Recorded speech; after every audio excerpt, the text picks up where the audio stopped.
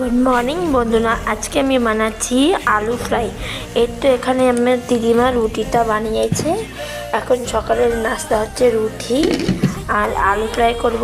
এই দেখো আমার পেঁয়াজের যে ভাজাটা হচ্ছে। এখানে আমি দিয়েছি তেল, দিয়েছি সাদা তেল দিয়েছি, তারপরে অল্প একটু করে জিরে দিয়েছি, দুটো তিনটে শুকনো লঙ্কা ছিঁড়ে দিয়েছি, আর একটা তেজপাতা দিয়ে দিচ্ছি ছিঁড়ে। আর এই রান্নাটা আমি কালকে মামিরদার দিয়ে শিখছিলাম। কোনো সময় এরকম ভাজিনি, তো আজকে তেজপাতা দিয়েছি, লঙ্কা দিয়েছি। এই মামি আমাকে শিখিয়ে গেছিলো, মামি আজকেও এসেছে। তো আজকে আমি কালকে আমি ভিডিও ছাড়তে পারিনি, কেন কি আমার জ্বর ছিল খুব। আজকে আমি ভিডিও ছাড়বো। তো এখন দেবো হলুদ। এই দেখো হলুদটা দিয়ে দিলাম।